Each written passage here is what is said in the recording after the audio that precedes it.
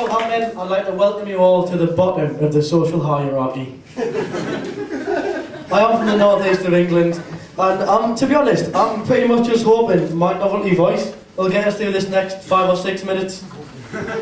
If not, don't worry, I'm not above getting on my knees and just spouting quotes from Byker Grove. I've been doing this for 18 months. I've got no dignity left. But I come from the northeast. I obviously come from a single parent family.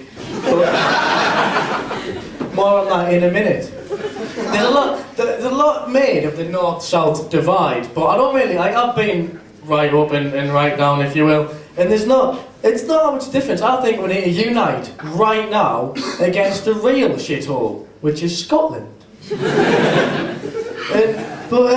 Come from the northeast, there are a lot of prejudices and stereotypes, and they're not all true, because I've got this friend who isn't even racist.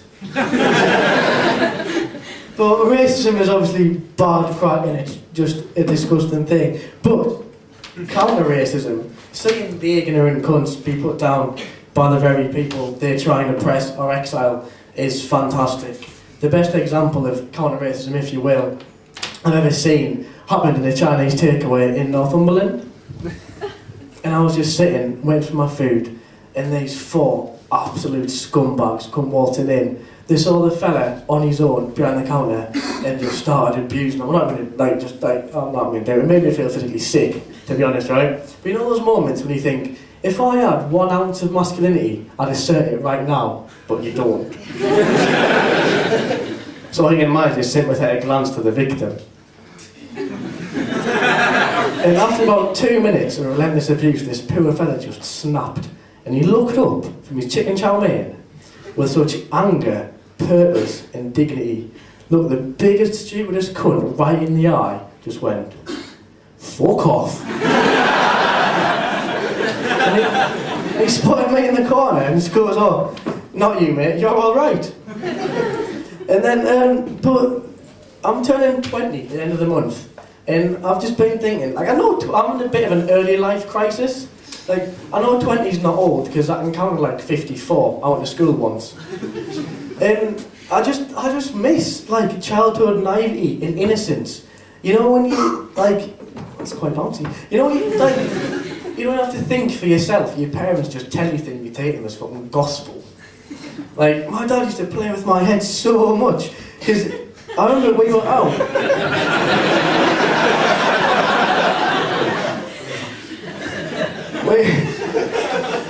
We were out one Saturday of the month that he was allowed. And I was only about 3 or 4 and I was dying for the toilet and I was begging him to go, and I said, "Can I go to this disabled toilet because it's closer, it's going to be quicker, otherwise I'm going to shit myself." And he was adamant that I couldn't, and I said, why am I not? And he told me, "If you go in to a disabled toilet, you will come out disabled." And I didn't know whether to believe him or not, right? I shouldn't have, really. Because this is the same man that told me, when I asked him about Jesus, he told me the reason Jesus is so famous is because he was the world's first successful IVF baby.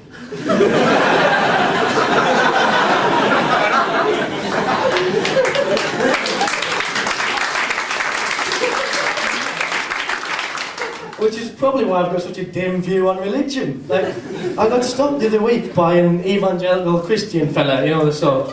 And he just started rolling off all these things that give us leaflets on what I can and can't do. And it was pretty much anything that's half decent. But my biggest argument against these people is common sense. And the fact that I swear down, if you give Jesus broadband, that beady cunt would be wanking in seconds. He couldn't stay away from RedTube. But I was looking into my dad's eyes and I was thinking, is this true? I heard a click and out came this ill person from the toilet, wheeled off quite happily into the sunset. And my dad bent down to me and said, "He didn't go in like that." But all I remember thinking at the time was, yeah, but do I get a free wheelchair? And That said, I'm from Durham, and it's to go home and come back. I've got to get a coach, which takes about 10 hours there and back. And you get a lot of time to think when you sat there for 10 fucking hours. And the last time I was there, I noticed sitting 6 or 7 rows in front of me was quite a young couple, 15, 16. And I noticed because the boy kept putting his hands up to fiddle with the lights and the air conditioning, and I saw they had tattoos on each forearm, and he had mum on his left arm for his mum, and dad on his right arm. And after about, 6, 7 hours, your mind starts to wander, and I was just thinking, mate, which one's your wanging hand? I'll leave you with that thought. Answer on the postcard, if you will. Thank you, everyone.